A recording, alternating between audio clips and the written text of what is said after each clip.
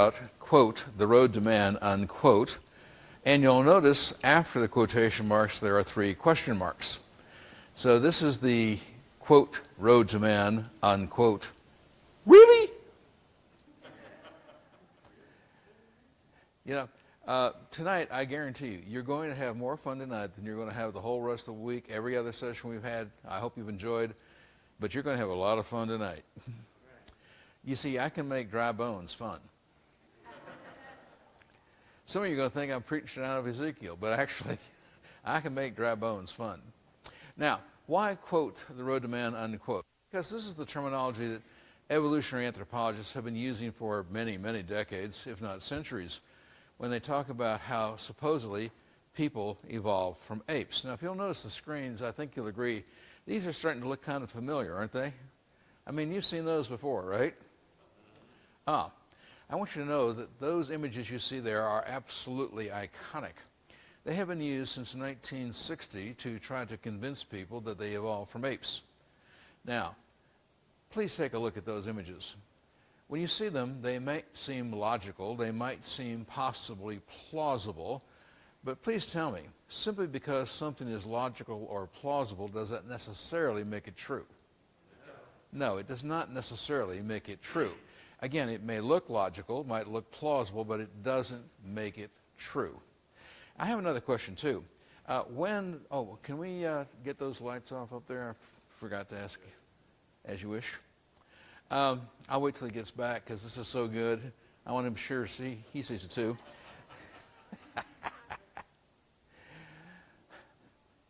I'm surprised the light switches are back there, but then again, I didn't design the building. There he is. Now, please tell me, when you see those images, yeah, might look logical, plausible, doesn't make it true, but how come when they show you those images, they don't show you that? Hello?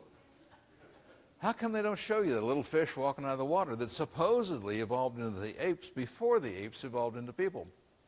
And I quote, the Old Testament, there's nothing new under the sun. Evolutionists have been teaching exactly the same thing for millennia.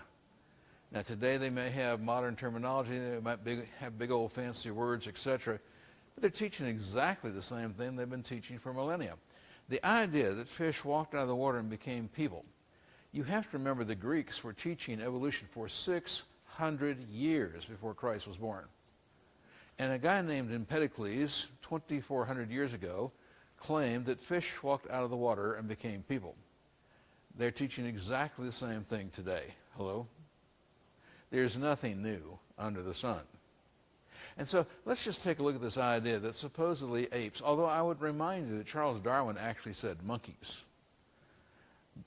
They deny it, but he did. In his book, Origin of the Species by Natural Selection, or the Preservation of Favored Races, the fact of the matter is that he said monkeys. They wanted to deny it, but I read his book. I know what he said. But let's think about this. When I attempt to prove to you, try to persuade you, try to get you to believe that people evolved from some kind of primate, they use 4 categories of physical evidence. Now, the 4 categories of physical evidence are here on the screen. And so what do we have here? Well, the first category, shown by the drawing of the fragments of Piltdown Man, that's called the proof by hoaxes. Hoaxes. Now, what is a hoax? Excuse me? Well, a hoax, yes, I understand when you say deception, but isn't a hoax something that's man-made, tain't real? Is that right? Oh, to use to deceive, correct? So that's the proof category, the proof by hoaxes. The second category of proof, shown by the fragments here, this tooth of Nebraska Man, well, that is the proof by misrepresentations. Now, I will explain all of this, but this is the proof by misrepresentations. The third category of proof, shown by the skull of this Australopithecus, well, that is the proof by the bones of dead apes. And I want you to know, I'm going to use some big scientific words tonight, but I love taking big scientific words and breaking them down into 2 bits. Hello? So what does this big old word Australopithecus actually mean? Well, austral is just the ancient name for southern, and Pithecus is the ancient name for ape. And so this big old word Australopithecus simply means dead southern ape. Hello? Now, how'd they get that name? Well, it's really quite simple. When we found them, they were dead. But the bones were first found in Africa, named by Europeans, and therefore, since Africa is south of Europe, they were the bones of dead southern apes. See how simple this is if you just break it down. Is that right? And by the way, I would like you to do something. Tomorrow, I want you to go over to your neighbors, your friends, your relatives, schoolmates, co-workers, whatever, and you can walk up to them and say, did you know I'm austral? Well, you're southern, aren't you? By the grace of God. Now, the fourth category of proof, shown here by the skull of this Neanderthal, that is called the proof by the bones of dead people. Neanderthals have always been classified as Homo sapien, people, since they were first found in the 1850s. And so here we have the four proof categories of physical evidence that evolution has used to try to convince people they evolved from apes. Now, I'm going to debunk the second one first because it's so simple, it takes 2 minutes. We won't even have to mention it again. So let's take a look at, well, the tooth of Nebraska man here and the proof category that proved by misrepresentations. Now, the proof of Nebraska man here, this tooth was found in 1922 in the state of Nebraska by evolutionary anthropologists.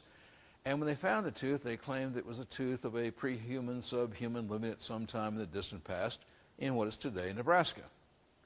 As a matter of fact, based upon this one tooth, a illustrator for the Illustrated London News actually drew what Nebraska man looked like. Also his wife or friend, I've never quite figured that one out. Also his horses, a camel, and his club, all from one tooth. Ah, come on, folks, that's really good stuff right there. One tooth. Got Nebraska man, his, again, I'm not sure whether it's his wife or friend, horses, camels, and club, all from one tooth. That, you got to admit, that's really good stuff, isn't it? The problem is, 5 years later in 1927, evolutionists digging at the same site in Nebraska proved that this was not the tooth of an extinct species of prehuman or subhuman. It was, in fact, the tooth of an extinct species of pig. So today we now know that this would be properly called porcine man. Okay, if you don't like that, he was a real porker. So what are misrepresentations? Now, I don't know why the color isn't there, but the other one looked good. About hoaxes, shown here by the fragments of Piltdown Man. Now, Piltdown Man fragments were found in 1912, 1913 in the deep southeast corner of England near Canterbury Cathedral in an area that gave it the name Piltdown. And the pieces were taken to the British Museum of Natural History and put on display as proof of human evolution. That these were the fragments of a pre-human, subhuman living at some time in the distant past in what is today deep southeast England. And it was claimed to be proof of human evolution until 1953. And then in 1953, it was finally announced to the public that this was in fact a hoax. Let me show you. Here we have the drawing of the skull fragments of Piltdown Man. In 1953, it was finally admitted by the evolutionist at the British Museum of Natural History that the jaw was not human. It was actually that of a 10 to an 11-year-old orangutan that had died about 500 years ago, probably in Borneo.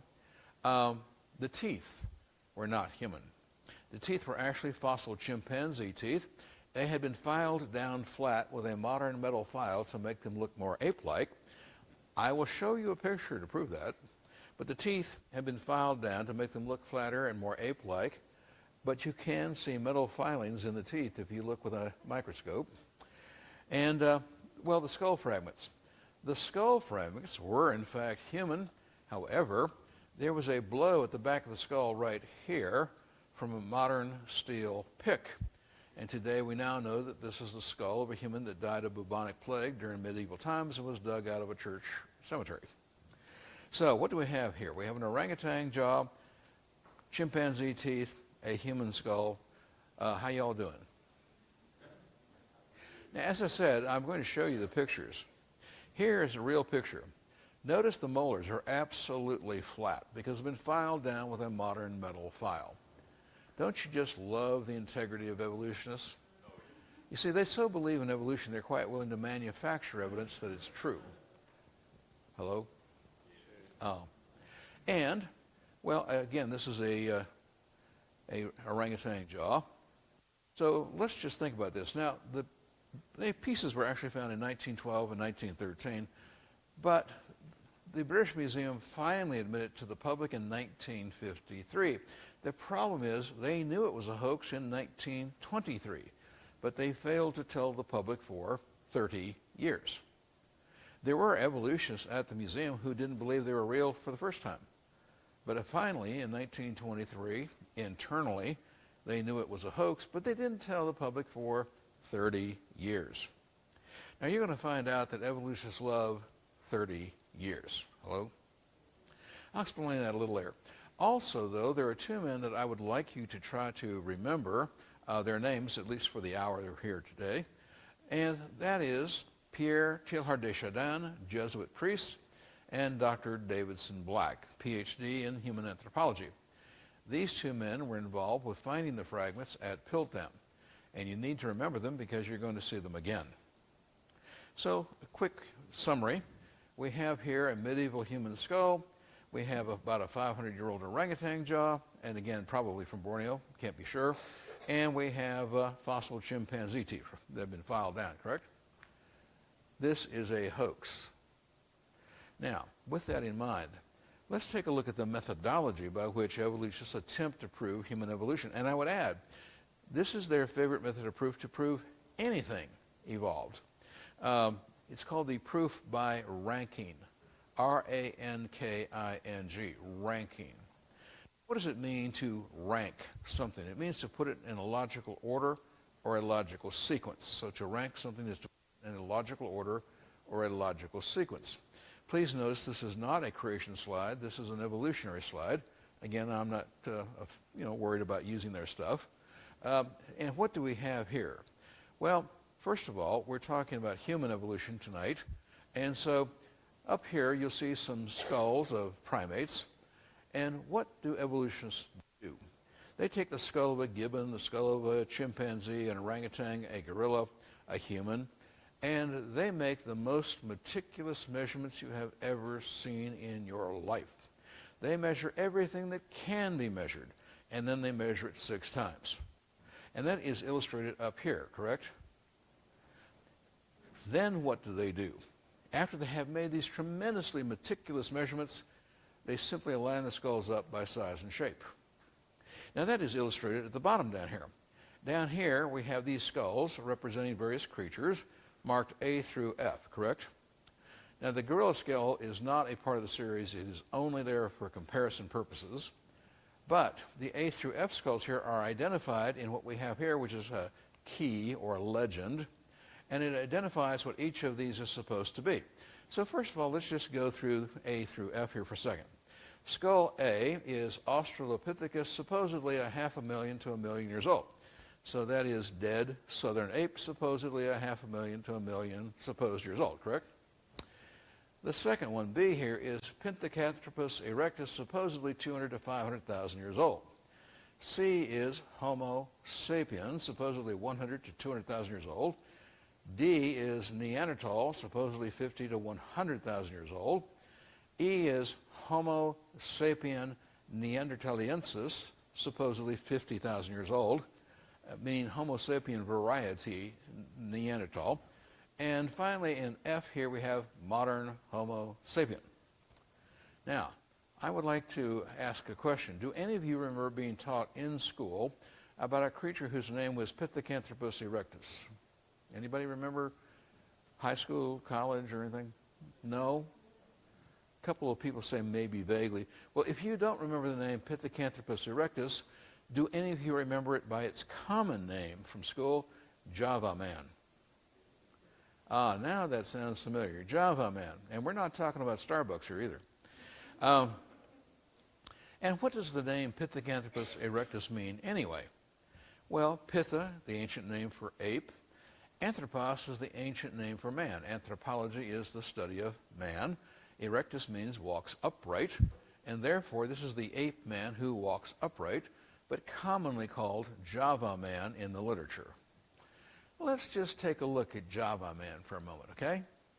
Now, Java man, originally called Pithecanthropus erectus, is today called Homo erectus, or man who walks upright, but was made from actually 3 teeth, a single skull cap, found along the banks of the Solo River in Indonesia in 1891.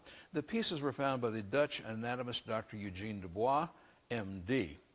But Dr. Dubois, though Dutch, was a student disciple of the German evolutionist Dr. Ernst Haeckel. And, well, Dr. Haeckel is a really interesting piece of work. Dr. Haeckel, born in Germany, well, he was never a Christian. He would earn a PhD in evolutionary biology, and he would teach at the University of Jena. But let's talk about him. Now, he was already an evolutionist. He was already teaching the concepts of evolution in Germany at the university. But in 1859, in November, when Charles Darwin published Origin of the Species, the first edition sold out in one day. Why? People in England were looking for an excuse not to believe in God, and Charles Darwin's book gave them an excuse to believe there was no God. The book itself was actually not a book on science, it was actually a book on white racism. The secondary name was The Preservation of Favored Races. It was a book to justify whites controlling the dark-skinned people around the world. You may remember at that time, Queen Victoria was queen, and the sun never set on the British Empire. They controlled nations in Africa, India, Thailand, Australia, New Zealand, and they had these lands all around the world.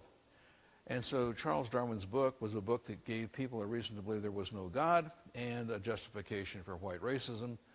And the term social Darwinism would come from that, which included genocide, euthanasia, etc.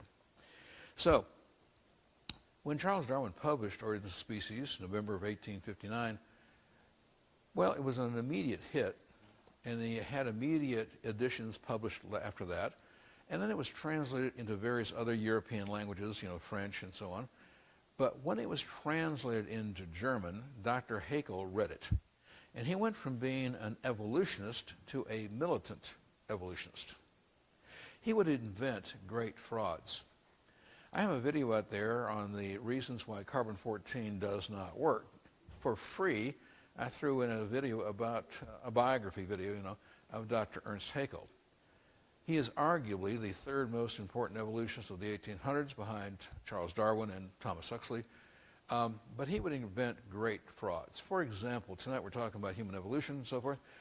He had invented a creature called Pithecanthropus alalis. Now that translates to speechless ape man. You have to remember that the evolutionists of the 1800s believed that the only difference between apes and people is we could talk and they couldn't. And so he invented this thing called Pithecanthropus erectus, alalis. And Dr. Haeckel was an interesting guy. He did have an earned PhD, but he was also a very good artist. His paintings still sell for a lot of money today, I think more from its historical value than the art, but he was a good artist. And it's interesting, he did not draw what Pithecanthropus alalis looked like. He actually hired an artist to do it. But I would like to describe for you what it looks like. You see, remember, he's German. And I know you're not going to believe this, but in the 1800s in Europe, professors at universities could actually put up billboards, rent lecture halls, and sell tickets to people who would pay to come hear them speak. Can you believe that? Yeah, people would actually buy tickets and come to hear a scientist talk. Is it? I'll just let that sink in. But he went all over Germany. He went all over Germany selling tickets to blue-collar German workers and convincing them that evolution was true. And there are some people who believed him of historic note, such as Adolf Hitler. Well, the fact of the matter was that he had this artist draw what this creature was supposed to look like. Now, let me just explain. Remember, he's German. He knows his audience. Now, in the drawing, there's a man, a woman, and a baby. And the man is standing with his back slightly to the audience, arms raised, and looking over his shoulder at the audience, okay? This guy has enough hair for 3 gorillas. But I think it's very interesting that while his back is slightly turned to the audience with all that hair and so forth, his face turned to the audience. Isn't it kind of interesting that on this creature, he had a German handlebar mustache? The woman is sitting with a very long, horse-like face. You can't tell anything about the baby. You just see the top of the head. She's just holding the baby.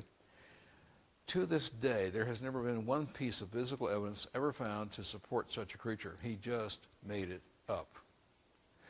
He also went on to make up things that you might remember from school. How many of you remember embryonic recapitulation? Yes. 2 hands. How about ontogeny begets phylogeny? A 3rd hand. Very good. Well, this was the false concept that that in your mother's womb, from the time of conception, you would recapitulate, that you would live through the various stages of your evolutionary past, and so that when you were conceived, you were a jellyfish. And in your mother's womb, you would transform into a fish, then into an amphibian, then into a reptile, into a mammal, and you were only born human. And for those of you that have been kind enough to buy my book, those illustrations are there. We have known since 1915 that it was an absolute bold-faced lie, and yet today I have still seen it in some textbooks around the world. I was teaching in the elite high school of Karelia in Russia. That's what we would think of as a state closest to Finland, north of St. Petersburg. These kids are smart. They are real smart. This was the elite high school for an entire state. The tests they took to get in there and so forth were grueling. It was the best of the best. And I was able to speak there in every single science class for 2 days. There was an older science teacher. She had been brought up under the Soviet system, and there was a newer teacher. She was just kind of learning, being mentored, correct? Now, in that part of Russia, because of the Scandinavian raids of the Vikings, there's a lot of very tall, very blonde, very blue-eyed boys and girls, okay? Well, I found out that in their textbook they had Ernst Haeckel's drawings. So I attacked it straight up. And I did one session on showing that it wasn't true. And at the end of the class, this very attractive young lady stood up, walked to the back of the class, looked down at the young science teacher sitting there, and said in Russian, "And what are you going to teach us now?" I'll never forget it. I'll die remembering that. Well, this guy came up with these great frauds. So look at the thread. Charles Darwin, Ernst Haeckel, Dubois, right? So Eugene Dubois, and he's an MD. Now, I would like to challenge you to your Christian commitment tonight and challenge you with an evolutionist. These two so believed that if Dr. Dubois, who was Dutch, went to the Dutch East Indies, remember that at that time, Indonesia was part of the Dutch Empire. You didn't even need a passport to go there. It was a part of the same country. And so Haeckel and Dubois so believed in human evolution. They believed that if Dubois would go to Indonesia, he would find the missing link between apes and people. Now, how committed are you? This medical doctor volunteered to be a doctor in the Dutch army to get a free ticket to Indonesia. Hello? Well, he announces that he has found the missing link in 1891. However, he arrived in December of 1887, so 4 years later he will announce that he has found the missing link. And let's think about what time this is, 1891. Well, in 1891, how good was his scientific research team? Well, his scientific research team consisted of 2 Dutch engineers, prison convict laborers, and 2 Dutch army corporals to watch the convicts. Doesn't that just strike confidence in you? Come on, that's a heck of a scientific team, isn't it? And he wants to announce to his mentor, Dr. Haeckel, back in Germany, he's found the missing link. But he has to send a telegram. Anybody here even remember telegrams, huh? Hello? Now, oh, I do too. As a matter of fact, when I arrived in Russia in 1994, they were still using them. Oh, yes.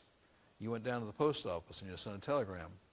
And, you know, they charge by the character, and it's halfway around the world. It's a very expensive thing in 1891 because they didn't have any cell phones, right? You know they didn't have any cell phones in 1891, right? As a matter of fact, in Indonesia, they barely had a phone. So he sends a short cryptic telegram to Dr. Haeckel, you know, Eureka, I have found it. I thought you might find it interesting. Dr. Haeckel wants to congratulate his student, Dr. Dubois, sends a short cryptic telegram back, and I thought I would share the telegram back with you. Dr. Haeckel writes back to Dr. Dubois, from the inventor of Pithecanthropus to his happy discoverer.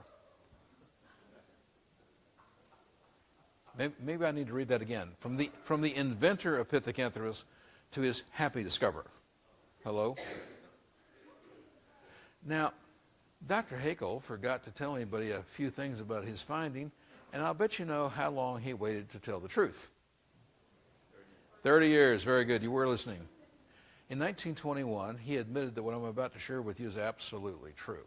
This was shortly before his death. You see, Dubois had actually found a large ape-like skull cap. Today we believe it was a giant gibbon. He did find 3 teeth, but only one was human. The other 2 teeth were from an orangutan.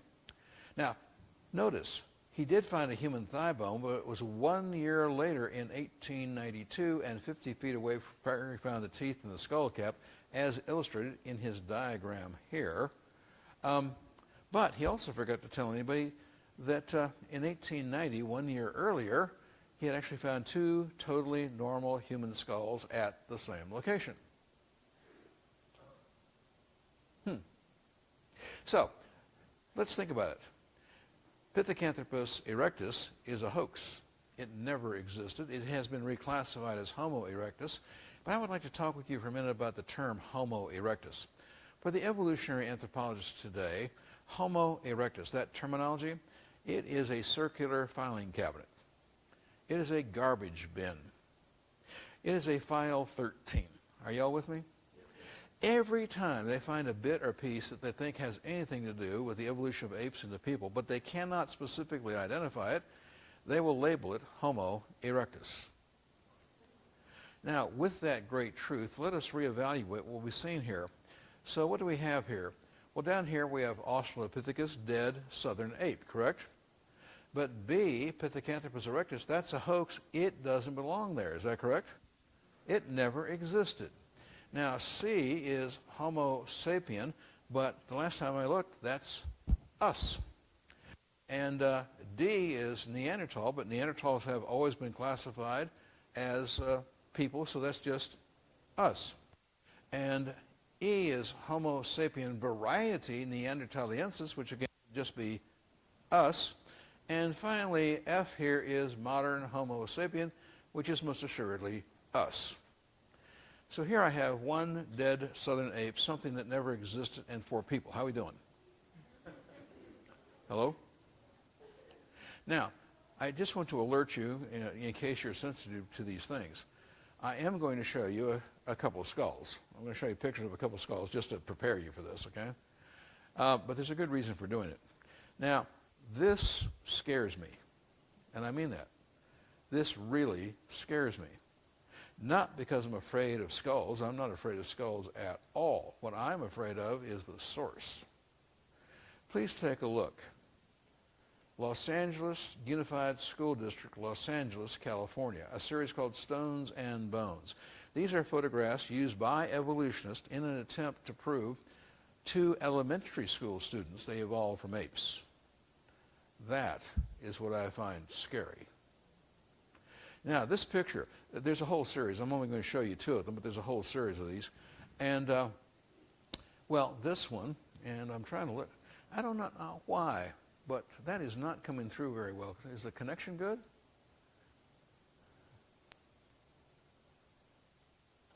Let's take a good look and see if we can get a better connection or something.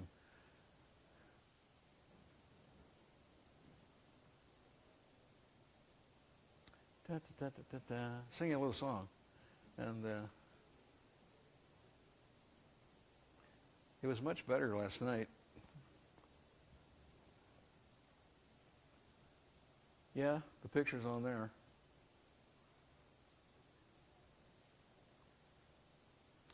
You really need to kind of see these things better if we can do it, because you need to literally see the evidence. Okay, I don't know. What about the connection at the other end? Is there anything?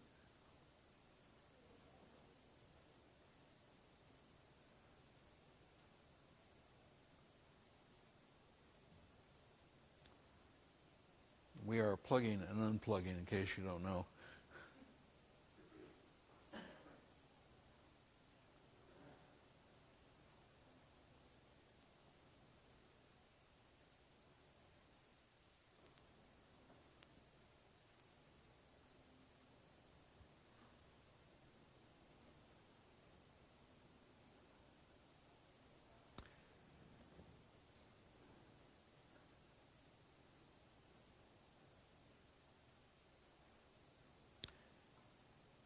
Uh-huh.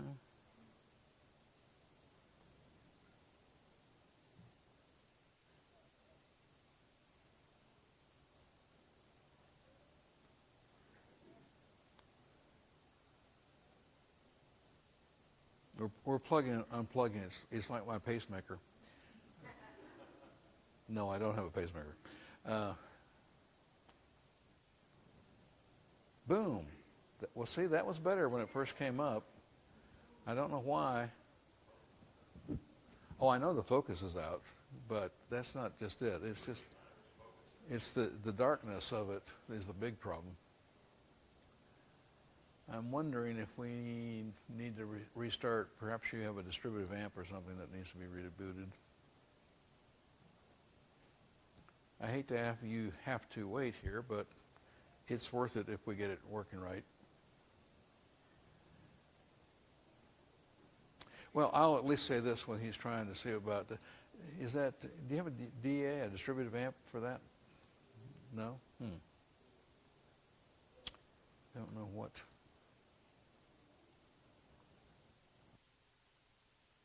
It's the same thing on both, really.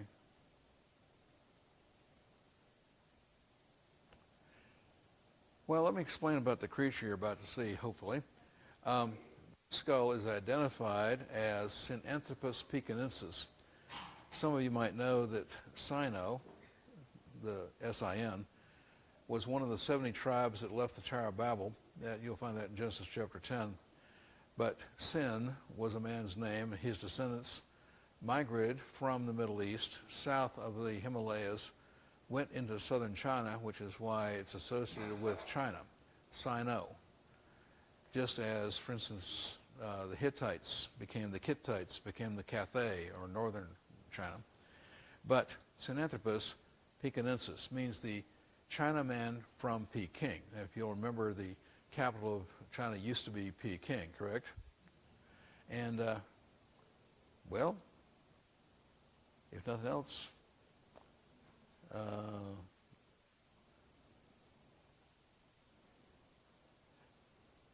but of course today it's called Beijing, correct? Now, its nickname is simply Peking Man. So, Sinanthropus, Chinaman, Pekinensis from Peking, but today abbreviated as Peking Man. You can at least see the skull somewhat there accurately, but this is a picture, again, trying to teach elementary school children they evolved from apes. Now, let's talk about Peking Man for a second. You see, that is not a picture of the fragments of Peking Man. That is a picture of the museum reproduction of the pieces of the skull of Peking Man. You see, after World War I was over, and evolutionists went to China, got permission in the government there at the Capitol to go out and dig at caves that are outside near the Capitol, and the work starts in 1921. But the work was stopped in 1937 when the Chinese invaded Manchuria. It was quite obvious that they would go on into China, and so the work was stopped in 1937. But let me ask you a question. Those parts that you see there on the right, did they look at a thing like that? Excuse me? No? Oh. I agree with you too, by the way. But let's think about this. So the work was started in 1921 when they arrived there. The actual excavation started in 1923. The work had to be stopped in 1937.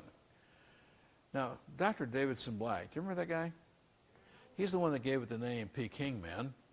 And, well, when the work had to be stopped in 1937, evolutionists around the world begged Dr. Black that these fragments had to be gotten out of China for safekeeping during World War II, that these fragments could not fall into the hands of the advancing Japanese army. And so, finally, in 1941, the fragments were packaged up very carefully, shipped out of China, and promptly lost. The original fragments have never been seen again. What you saw in this reproduction to the right are fragments that were reconstructed for the museum from black and white photographs that were taken before the fragments were lost. But I'd also like you to know this.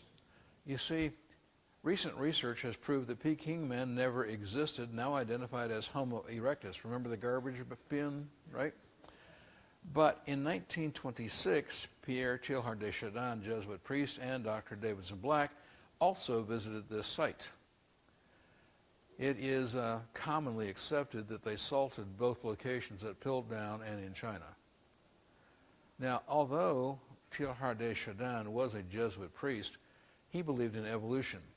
And he so believed in evolution that the Pope forbid him to publish, just to let you know who we're talking about. And here's another photograph. Now, this photograph is the photograph of a Neanderthal skull. It has a French name because it was first, this particular skull, found in France. However, let's take a little look. Today we have found somewhat over 400 Neanderthal remains. They were first found in 1856. The word name Neanderthal, where does that come from? In German, Tal means valley. And so Neanderthal means the valley of a guy whose last name was Neander. I thought you might be interested to know that his name was Joachim Neander, and he was a writer of Christian hymns.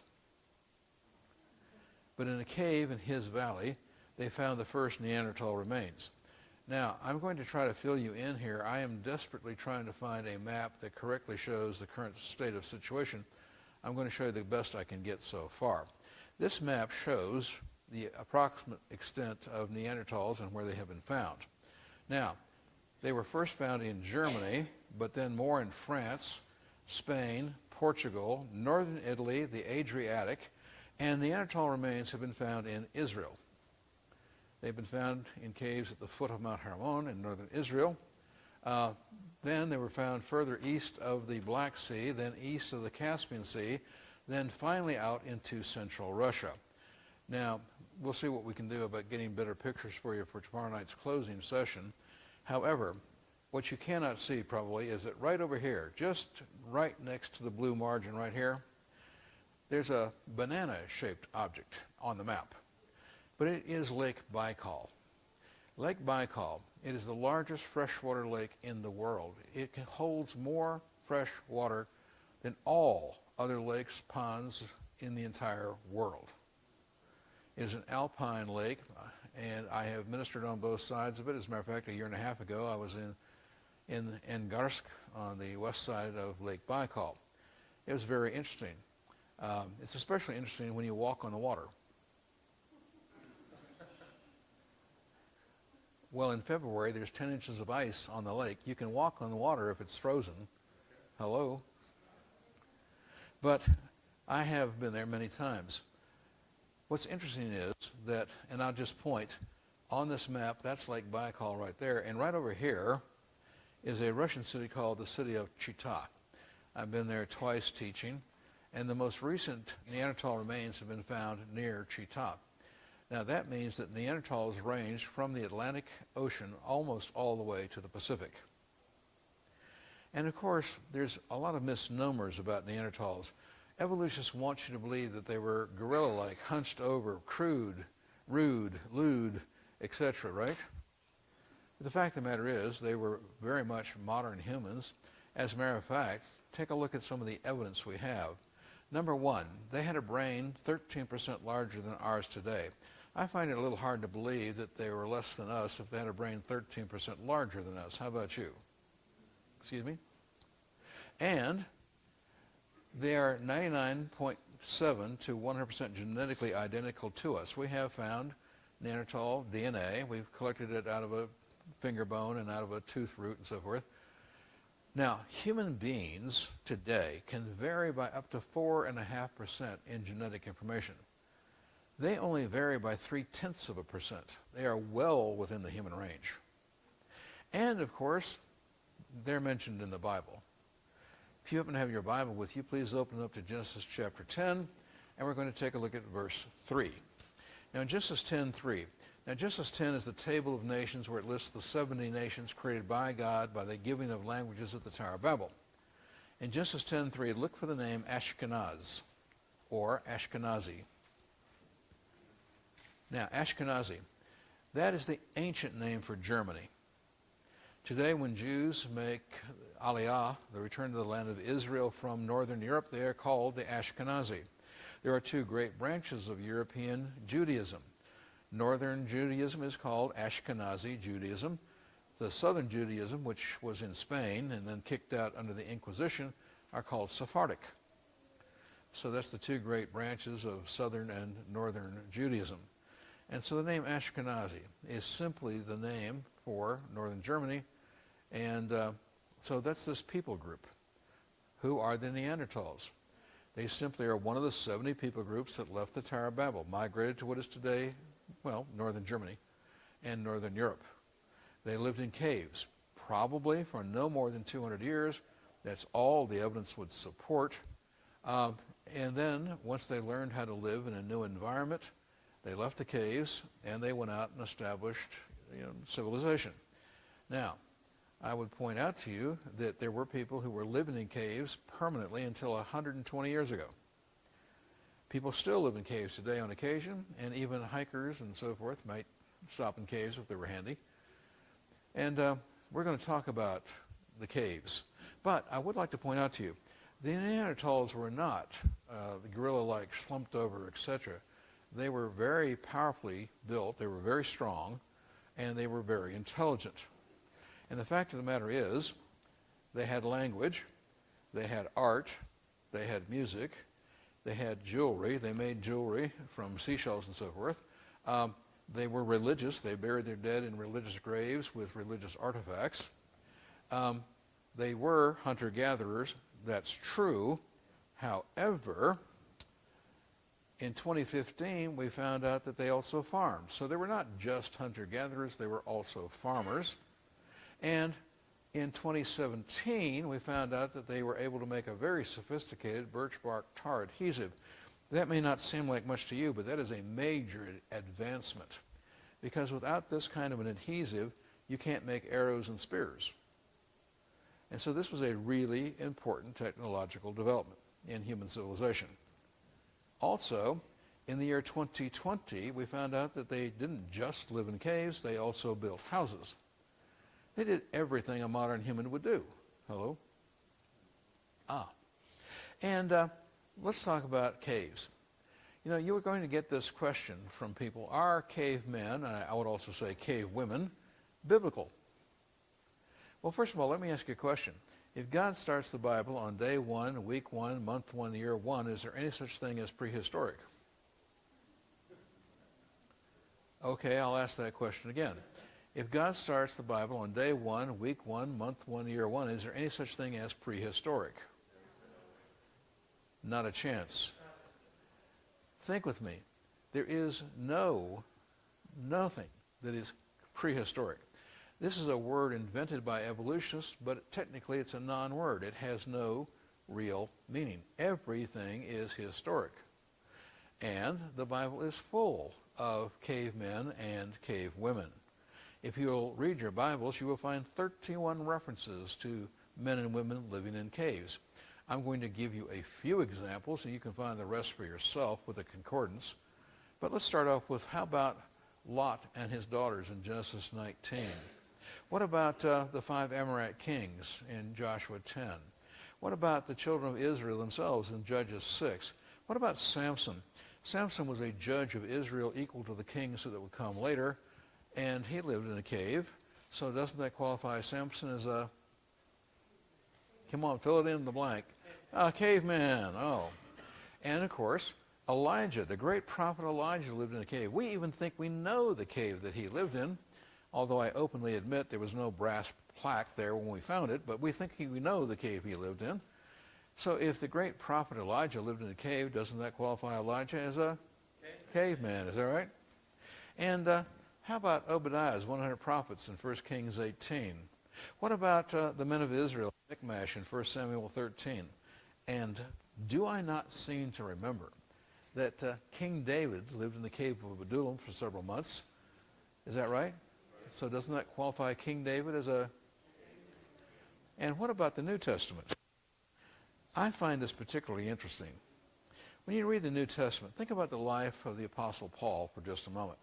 At one time a persecutor of the church, but he's on his way to Damascus in an effort to persecute the church. And he meets the Lord on the road to Damascus. He's struck blind, goes to Damascus. His sight is returned.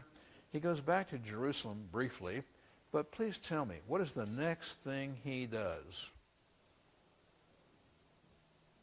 You don't remember? He went out into the deserts of Arabia and was taught for 3 years only by the Holy Spirit. Where do you think he lived?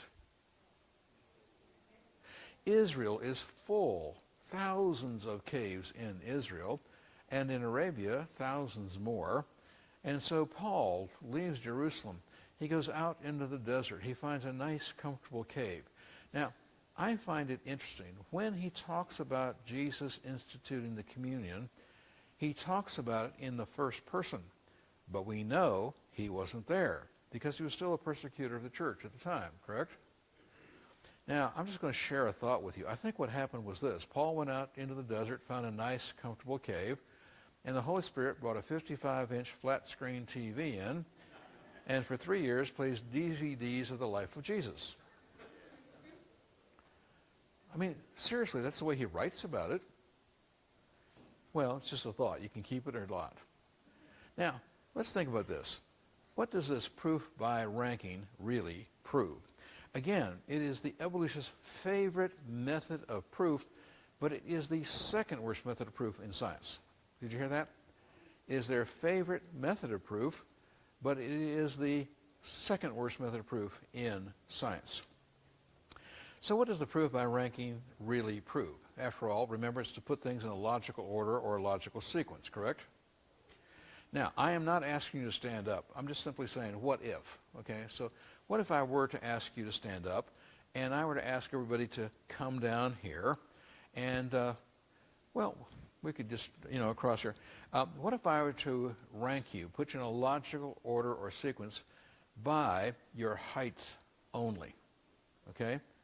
I don't care about gender, age, nothing, just your height, right? Now we'll start with the shortest ones here, and the young lady there, and we'll put the shortest ones down there. And then we'll line you up getting taller and taller until you're over here with, Pastor and me and so forth, right? Now, I don't ask trick questions. Please tell me, what 2 things have I scientifically proven? And I have proved 2 things scientifically. I'll take them in either order. I don't care which one's first. What 2 things would I have proved by taking everybody in this room and lining you up by your height across here? Well, I wasn't going to, can't prove you grow because I'm taking it with the height you already got. However, that is absolutely correct. I have just proven that people come in different heights. It's an excellent way of saying it, a very scientific way. And what's the second thing I have proven scientifically? Don't got it? That it changes over time? No. No, I just proved that I have the intelligence to do it. You see, I've just proven people come in different heights, and I have the intelligence to put you in a logical order, sequence, or rank. Is that correct? Now, In science, what we do is the exact same time. I put you in an order by the month and the day of the month you were born. Please notice, I don't want to know what year you were born. I don't care how old you are. I don't care how tall you are. I don't care what your gender is. All I want to know is the month and the day of the month you were born. And so I will start with January the 1st over there. I will arrange you by 12 months, go back, arrange you within the month 1 through 31, until we get to December 31 over here. Now, once I have all of you in order by the month and day of the month that you were born, with this number of people in this room, I would say I will probably find out that at least 2 of you have the same birthday, though maybe not. I usually need a little more people than this. But what are the 2 things I have proven scientifically?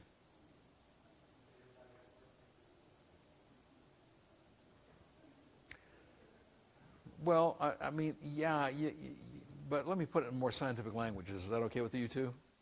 I have just proven that people are born on different days of the year. And, oh, come on, that's a gimme. What's the second one? That I have the intelligence to do it. Thank you very much. Okay. But please tell me, in lining you up by your height or lining you up by the month and day you were born, please tell me, did I prove anything about your heritage? Did I prove any of you are married to each other? Did I prove that any of you are father and son, mother and daughter, aunts, uncles, nieces, nephews, or cousins? Excuse me? No, I proved absolutely nothing about your heritage. The proof by ranking is an absolutely, utterly valueless proof. It proves absolutely nothing. Now, I want to make sure that evolutionists never, ever deceive you again. So let's do the following. This proof by ranking.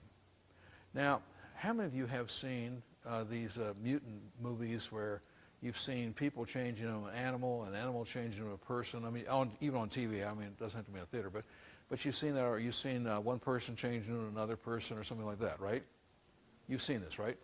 Now, this is no longer claymation 1936. Today, well, it's really good stuff. I mean, the CDI is incredibly good, and it really looks real on the screen. Now, you know it's fake, but it looks real on the screen, right? So you can kind of buy into it for the purposes of the plot, right?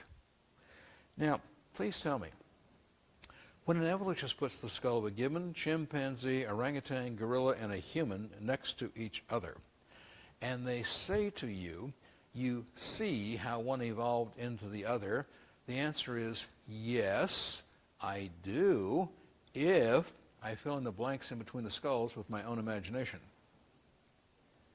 If you can make a special effects movie in your brain and you fill in the blanks in between the skulls, you can see it. But what is the correct answer? The correct answer is no. I see 5 objects lined up in size and shape, but that doesn't prove anything that one came from the other. Hello? I mean, I have a proposition for you. If you were to give me 1 skull each of 1,000 real different animals, okay, so 1 skull of a mouse, 1 of a cat, a dog, a horse, a cow, and so on, okay? You give me 1 real skull each of 1,000 real different animals, and I will pick and choose the skulls, and I will line them up in a proof by ranking, and I will prove to you apes did not evolve into people. What really happened was apes evolved into whales.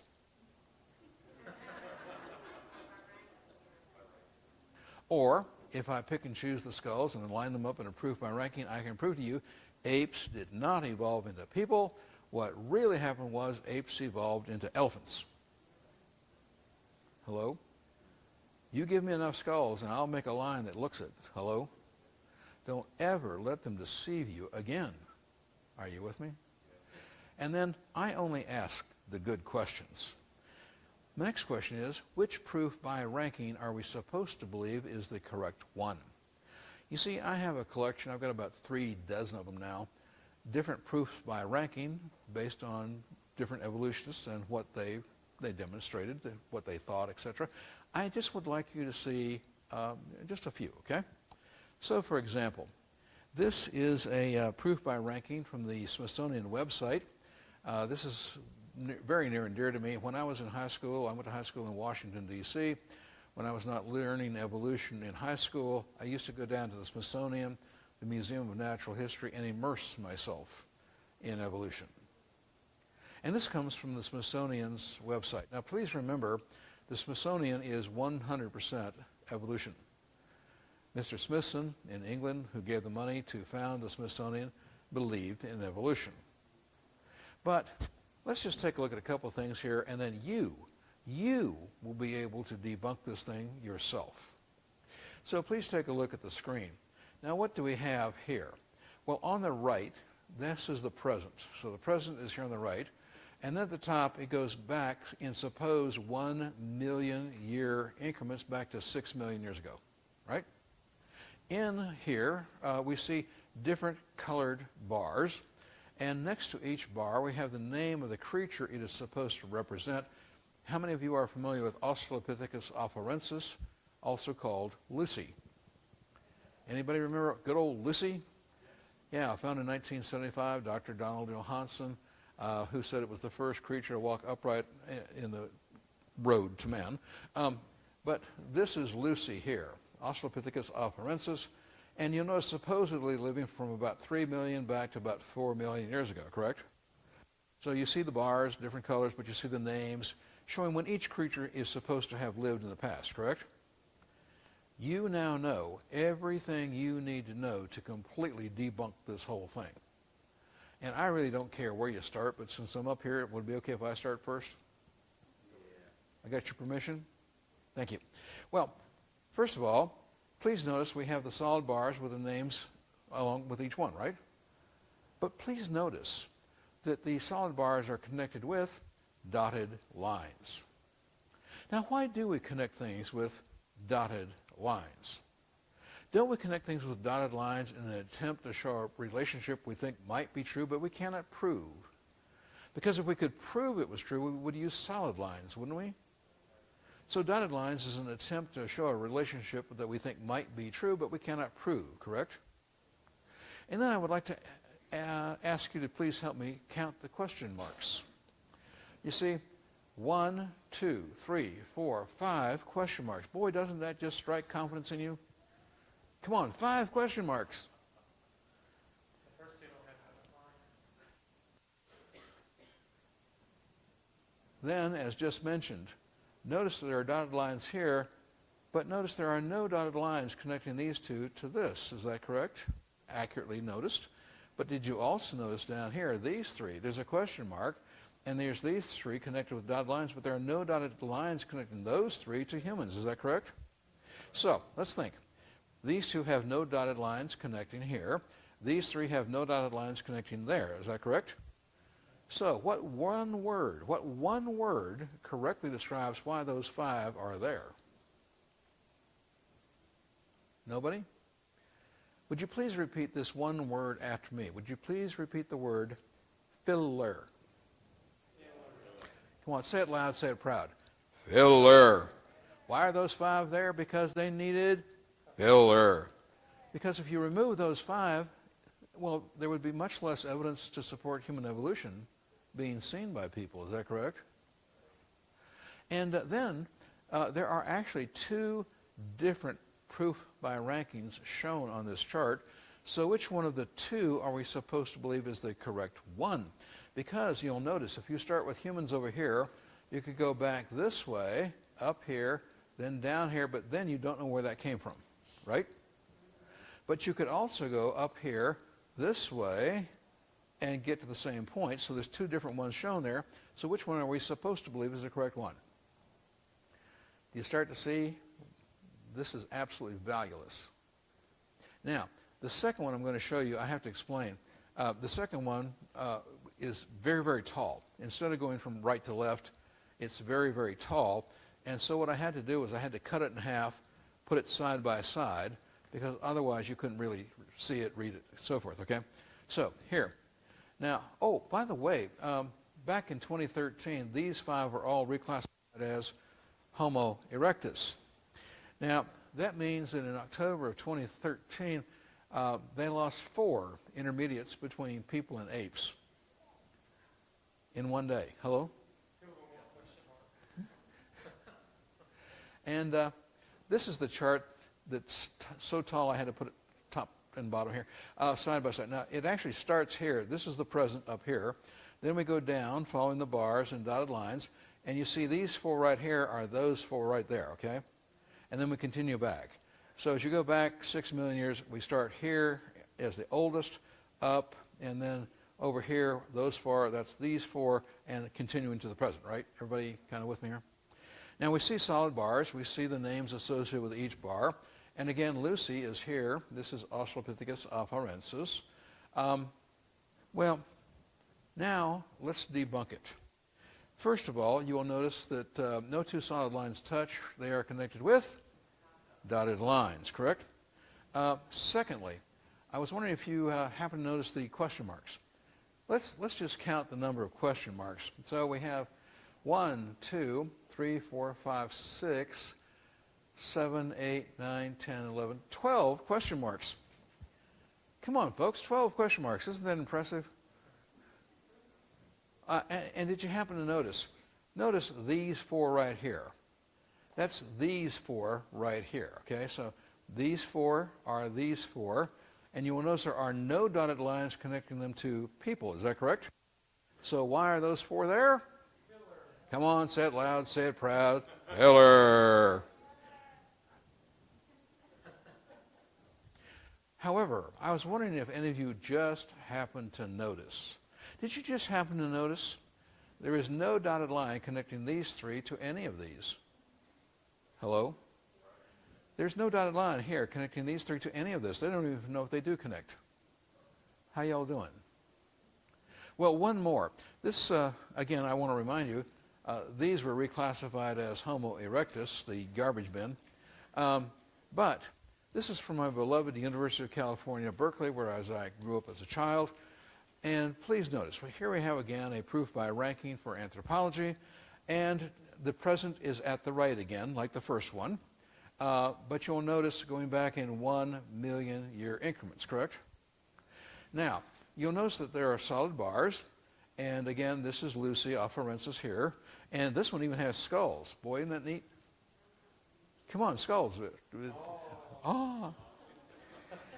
But I just wondered if you happened to notice that the evolutionists at Berkeley were so honest, they didn't even put in dotted lines. Did you notice? Yeah, the evolutionists at Berkeley were so honest, they didn't even bother to put in dotted lines. Is that right? And I want you to notice that if we go back 6 million years, that's on the edge over here, it shows that chimpanzees broke off from the human line 6 million years ago and have nothing to do with human evolution. But haven't you heard that we evolved from chimps? But here it clearly shows they broke away 6 million years ago and have nothing to do with humans. Is that right?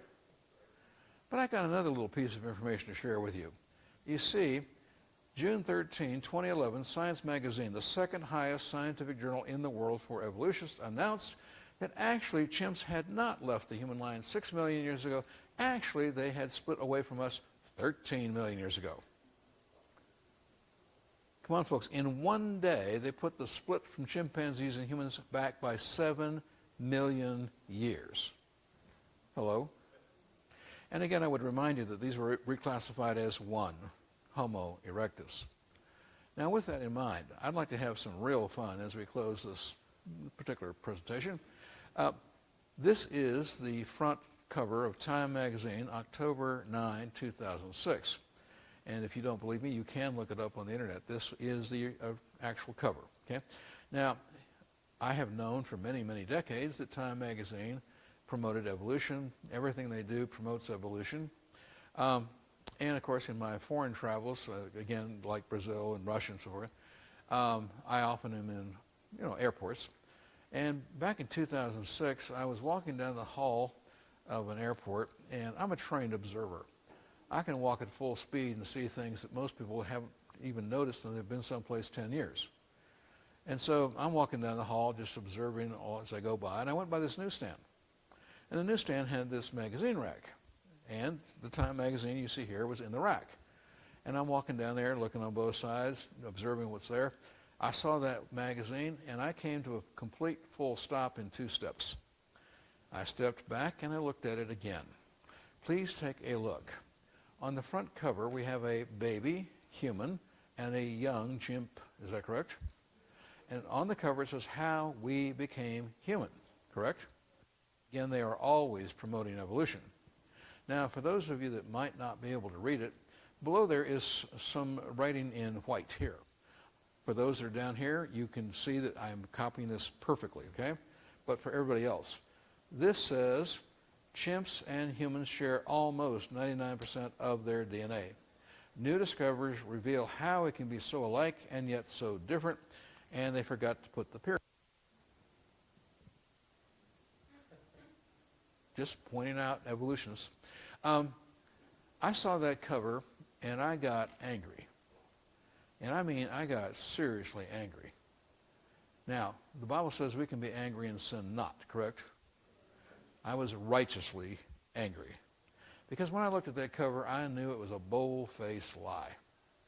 I went home and I put together the material. Today, I have 62 slides full of scientific information that this is not true. Do not worry, we're not going to go through all of them. What I have done is, on 4 slides, I have summarized all of that other information in a way that you can understand it and get the benefit from it, okay? So what we want to take a look at is, do apes share 96, 97, 98, 99% of the same DNA with humans?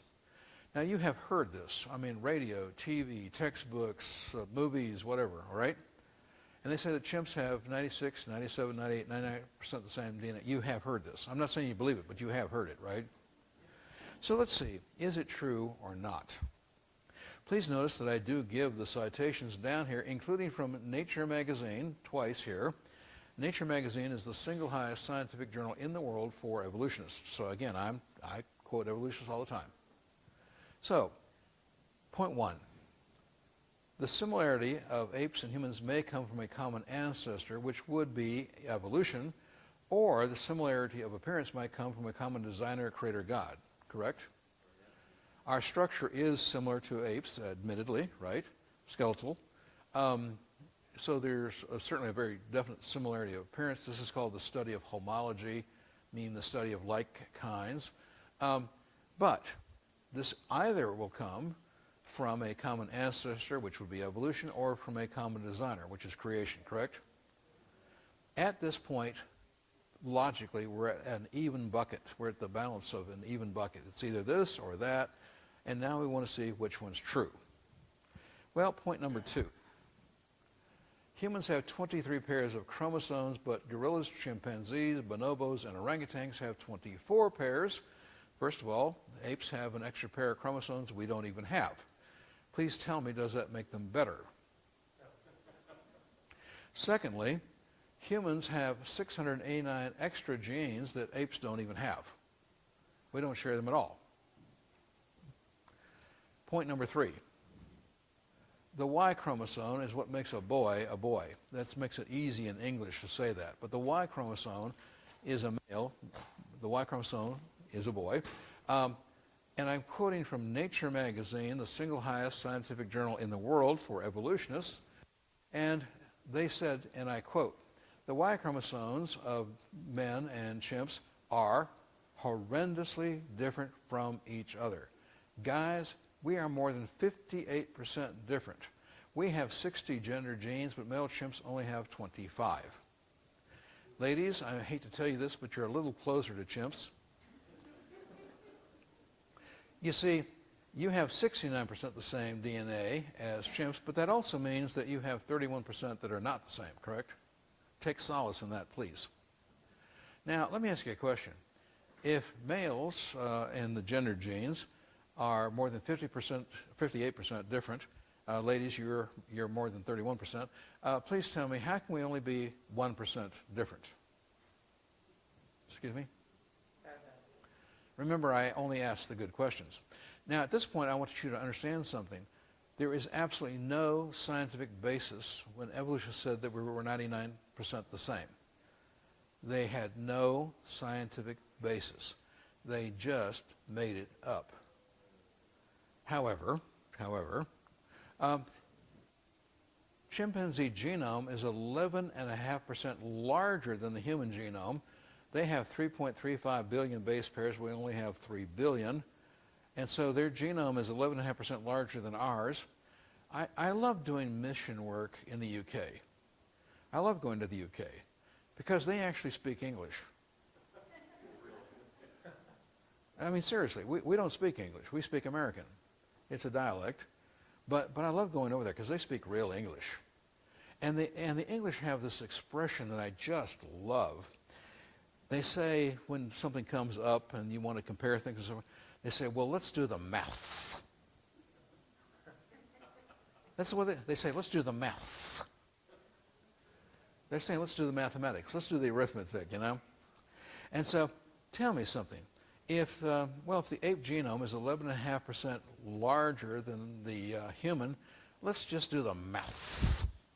How can that be only 1% different if it's 11.5% larger? Hello? Well, 3 more pages. Page 3.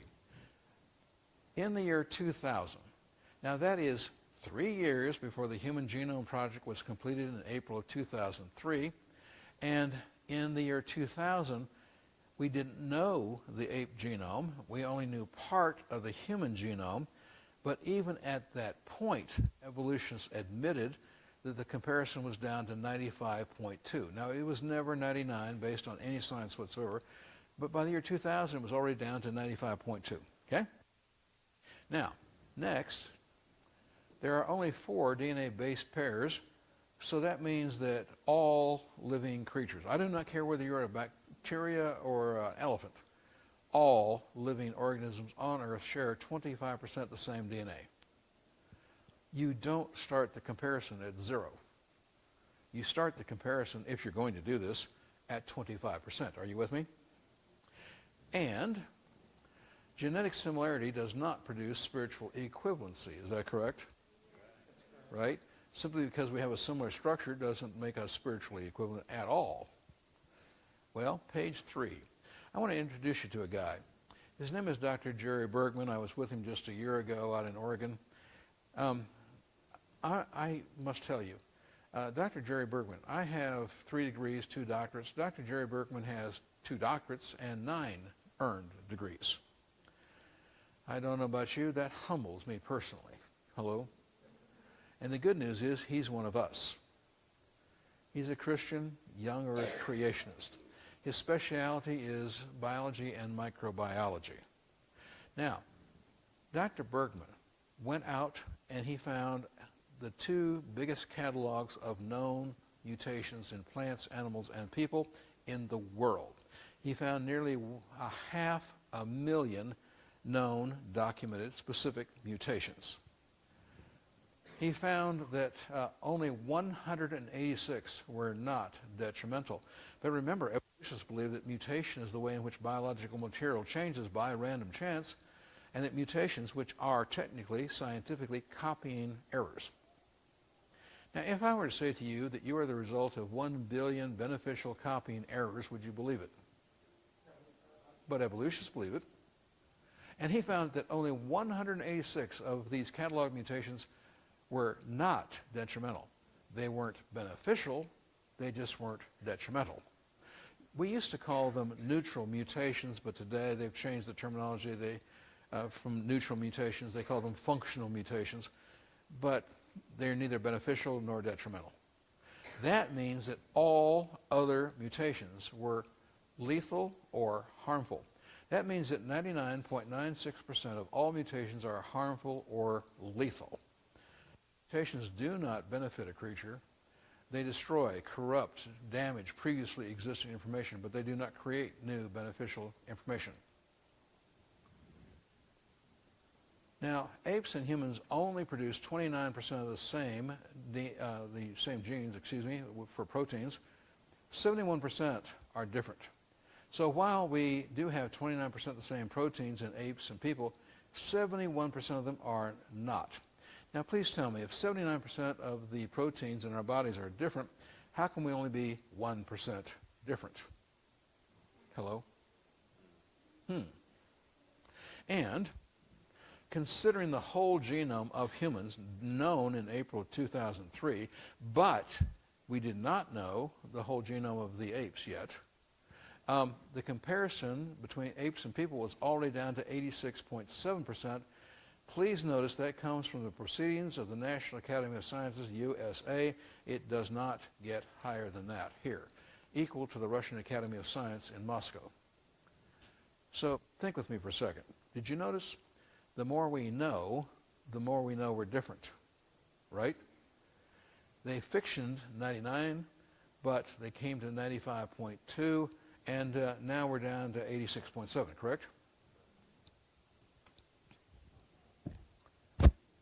Watch this. Page 4. Considering the whole genome of apes and humans known in September of 2005, the number was estimated to be only 80.6. Now, first of all, that is 13 months before Time magazine said it was 99. Could it be that Time magazine didn't care for the truth, didn't worry about the truth, that maybe they had an agenda? Does that seem reasonable? I would also point out to you, bringing you up to today. Now, when I say today, I know that's 10 years ago, but today, as of 2013, we know the genomes of apes and humans inside and out, and they are only 70% similar, which is 900 million DNA differences between us. That is a lot. Hello? Now, I said you were going to have more fun tonight than you would have the rest of the week. I meant that. I hope you've had some fun talking about dry bones. But you're really going to enjoy this. You see, on the basis of comparing things using this methodology, this is an absurd methodology in comparison. Because if you use this particular method of comparing people, apes, and so forth, well, now remember, you are 50% the same as a banana. I find that appealing. How about you guys? But genetically, you're 50% the same as a banana. Now, tell me something. When you put a banana on morning cereal, does that make it cannibalism? Just a thought.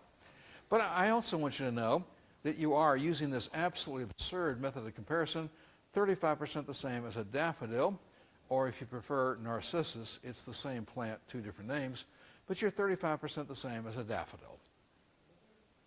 But of course that is biblical. I mean, you're supposed to bloom where you're planted. Right? Now let's think about this. A banana and a daffodil are a plant. Now you are 35 and 50% the same as a plant. Hello? But let me continue. Based upon this absolutely absurd method of comparison, I want you to know before you go home tonight that you are 88% the same as a rat.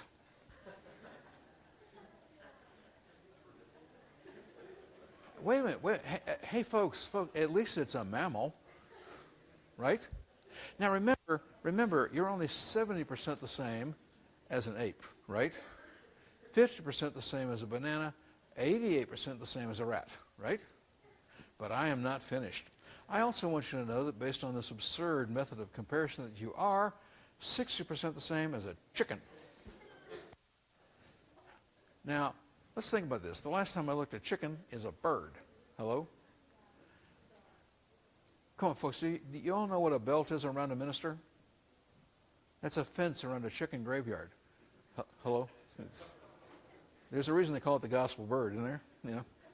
So let's think about this. You're 50% the same as a plant, 60% the same as a bird, correct? And 88% the same as a rat. But I am not finished. I also want you to know that based on this absolutely absurd method of comparison, you are 70% the same as a sea sponge. Now, knowing that particular piece of information, that you are genetically 70% the same as a sea sponge, it does make you wonder, doesn't it? I mean, doesn't it make you wonder, maybe, just maybe, we really are related?